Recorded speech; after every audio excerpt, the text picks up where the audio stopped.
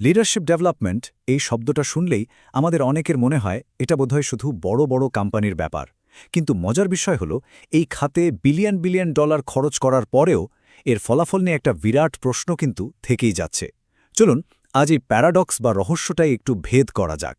একবার ভেবে দেখুন তো, এত টাকা খরচ করে বড় বড় ওয়ার্কশপ আয়োজন করে তারপরও কেন বেশিরভাগ লিডারশিপ প্রোগ্রাম ফেল করে? এটা কিন্তু শুধু কিছু মানুষের সময় নষ্ট হওয়ার বিষয় না, এর পেছনে একটা বিশাল ব্যবসায়িক সমস্যা লুকিয়ে আছে। ভাবা যায়, শুধু আমেরিকাতেই কোম্পানিগুলো বছরে প্রায় $27 বিলিয়ন খরচ করে লিডারশিপ ট্রেনিংয়ের পেছনে। কি বিশাল একটা অঙ্ক! তো স্বাভাবিকভাবেই সবাই আশা করবে যে এর থেকে একটা বড় রিটার্ন আসবে, তাই না? কিন্তু আসল ছবিটা দেখুন। এত বিনিয়োগের পরেও কর্মীরা মনে করেন তাদের মাত্র 40% নেতা আসলেই ভালো মানের।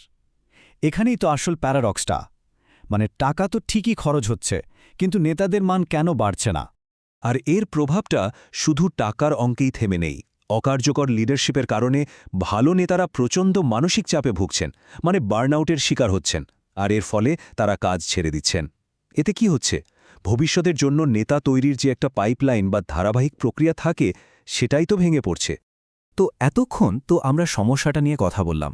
এখন প্রশ্ন হলো, এর সমাধানটা কোথায়? উত্তরটা হয়তো লুকিয়ে আছে। লিডারশিপ ডেভেলপমেন্ট বলতে আমরা আসলে কি বুঝি তার মধ্যে? দেখুন, লিডারশিপ ডেভেলপমেন্ট প্রোগ্রাম মানে কিন্তু একদিনের একটা ওয়ার্কশপ না। এটাকে বরং একটা লম্বা যাত্রার মতো ভাবা যেতে পারে, যেখানে শেখা, সেই শেখাটাকে বাস্তবে কাজে লাগানো, ভুল থেকে শেখা এবং অভিজ্ঞদের কাছ থেকে পরামর্শ নেয়া, এই সব কিছু এর অংশ। আসল লক্ষ্য হল নেতাদের মধ্যে সঠিক দক্ষতা আর চিন্তাভাবনা তৈরি করা। তাহলে এই প্রোগ্রামগুলো ঠিক কাদের জন্য? সত্যি বলতে কি, একটা প্রতিষ্ঠানের প্রায় সবার জন্যই। একদম নতুন ম্যানেজার হয়েছেন যিনি, তার থেকে শুরু করে কোম্পানির সর্বোচ্চ পদের কর্মকর্তা পর্যন্ত সবারই কিন্তু নিজের নেতৃত্ব দেওয়ার ক্ষমতা বাড়ানোর সুযোগ রয়েছে। আচ্ছা, তাহলে একটা সফল প্রোগ্রাম ডিজাইন করার মূল মন্ত্রটা কি? এমন কিছু নীতি আছে যা একটা সাধারণ ট্রেনিং প্রোগ্রামকে একেবারে অসাধারণ করে তুলতে পারে? সফলতার জন্য মূলত 3টা বিষয় মাথায় রাখা খুব জরুরি। প্রথমত, ট্রেনিংটা এমন হতে হবে যা সরাসরি কোম্পানির লক্ষ্যের সাথে জড়িত। দ্বিতীয়ত, সবার জন্য একই মাপের জামা নয়, বরং প্রত্যেক নেতার প্রয়োজন অনুযায়ী প্রোগ্রামটাকে সাজাতে হবে। আর তৃতীয় এবং সবচেয়ে গুরুত্বপূর্ণ হল, যা কিছু শেখানো হচ্ছে তা যেন নেতারা তাদের প্রতিদিনের কাজে লাগাতে পারেন। এখানেই কিন্তু সাধারণ আর কৌশলগত প্রোগ্রামের মধ্যে আসল পার্থক্যটা পরিষ্কার বোঝা যায়। সাধারণ প্রোগ্রামগুলো অনেকটা স্কুলের ক্লাসের মতো, সবার জন্য একই তত্ত্ব। কিন্তু একটা ভালো কৌশলগত প্রোগ্রাম প্রত্যেক ব্যক্তির প্রয়োজন মাথায় রেখে তৈরি হয় এবং সেটা ব্যবসার লক্ষ্যের সাথে সরাসরি যুক্ত থাকে। আর সবচেয়ে কার্যকর প্রোগ্রামগুলোতে আসলে বিভিন্ন ধরনের শেখার পদ্ধতির একটা মিশ্রণ থাকে। যেমন ধরুন, কিছু জিনিস নিজে পড়ে শেখা, কিছু গ্রুপে আলোচনা করে, আবার কিছু অভিজ্ঞ কোচের কাছ থেকে। রিসার্চে দেখা গেছে যে সংস্থাগুলো এভাবে একাধিক পদ্ধতি ব্যবহার করে, তাদের নেতাদের উন্নতি করার সম্ভাবনা প্রায় 5 গুণ বেড়ে যায়। তো এত সব আয়োজনের পর প্রশ্ন আসতেই পারে যে দিনের শেষে লাভটা কি? মানে রিটার্ন অন ইনভেস্টমেন্ট কেমন? চলুন এবার ডেটা কি বলছে সেদিকে একটু নজর দেয়া যাক।